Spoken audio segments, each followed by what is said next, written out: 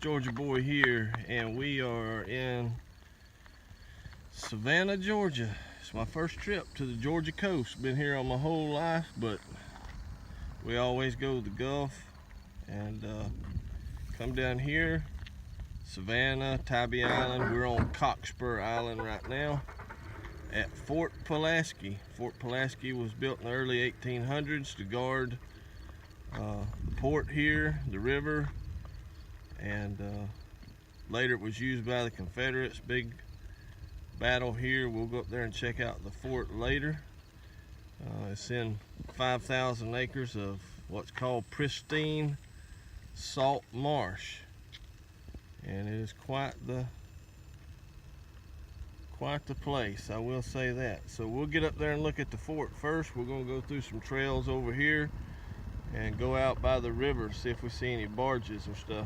So we'll be back shortly. All right, so John Wesley, the old Methodist preacher, landed here on this island February 6, 1736.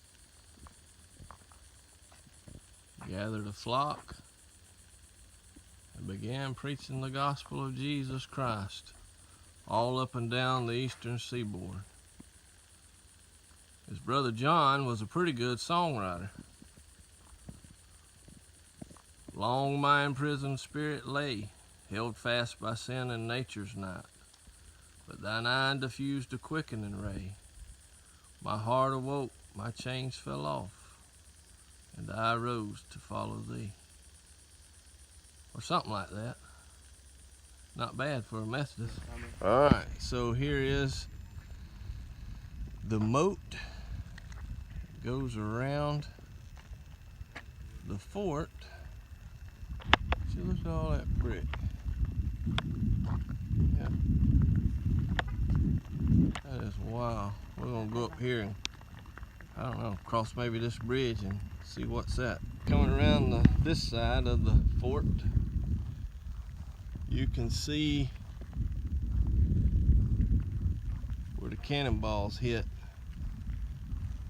Put some pretty big holes in it. We'll talk more about those cannons that the Yanks used against us down here, or against them. They weren't using it against me, but the northern troops had invented cannons with rifling in them, and up until that time cannonballs could not penetrate this type of fort.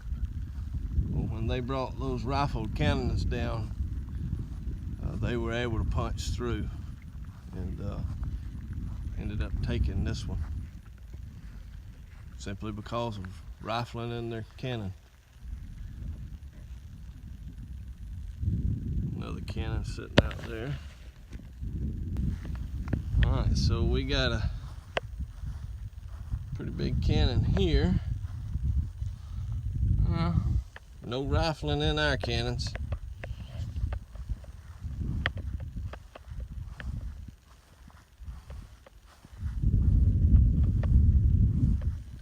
Well, that's a device, ain't it? That's a gun. I think me and Tim Robinson and a couple pounds of red dot, we could get something done with that. Into the fort. Stay in the middle, Luke, huh? Another drawbridge.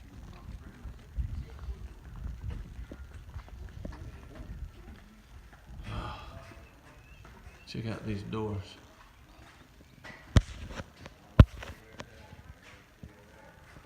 Somebody's initials, huh? Lots of folks' initials. How thick are these?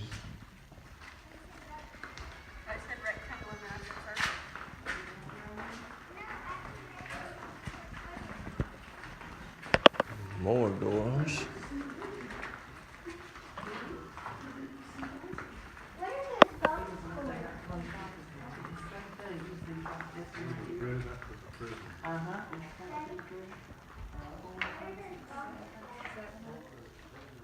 This is inside. the fort. So this is the powder magazine. Shells breached the opposite side of the fort and struck this wall. Inside sat great stores of gunpowder, and the fort was surrendered 2 hours later. And that's how they got it. That's how they took the fort. With their cannons, with the rifled barrels, they were able to shoot through walls that traditional cannons could not. And when they finally penetrated the wall, hit the gunpowder supply, it was all over but the surrender.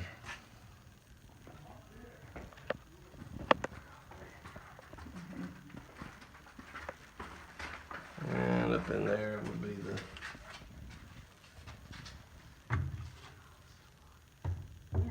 boy, this is kind of creepy. But there it is.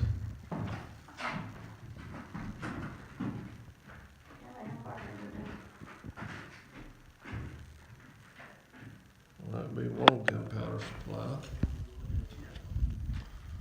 Alright, so the tour guide said that with the Union's rifled cannons, they were firing from 1,700 yards away with enough accuracy to put their cannonball through one of these small windows, and they actually struck our cannons and destroyed them. And of course the concussion and all that came with that got the guys who were manning these cannons. But so they had those rifle cannons would shoot 1,700 yards. They would penetrate fortresses that could not be penetrated before, and they were accurate.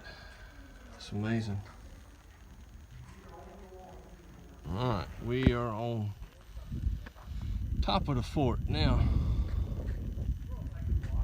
Wow.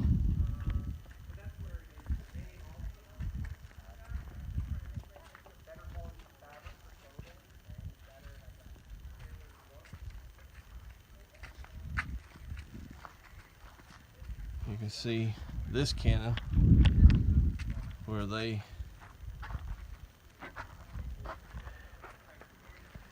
shot the end off of it.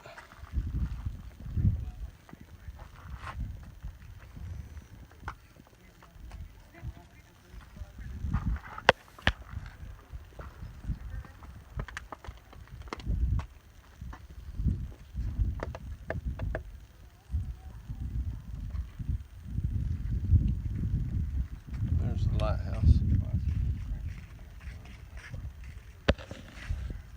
In the river. Now, this is the whole reason the Union won. They had these club cars. They could haul their troops and their ammo and all.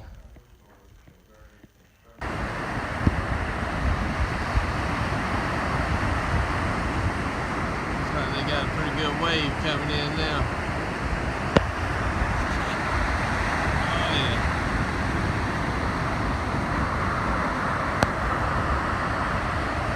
Oh wow, there's a good one. You missed it. Right there is Daniel Defense.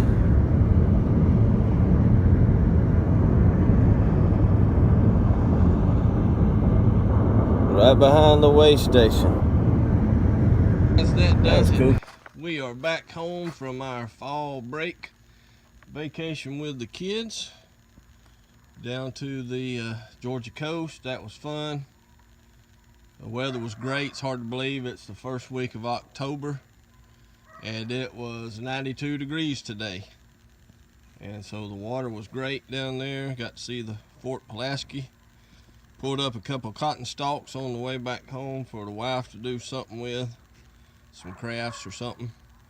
Probably send some of that to Fuzzy Fork. He's been wanting to learn how to whistle Dixie and pick cotton, so I get that up to him. So that's about it. Hope you guys are having a good day. Take care.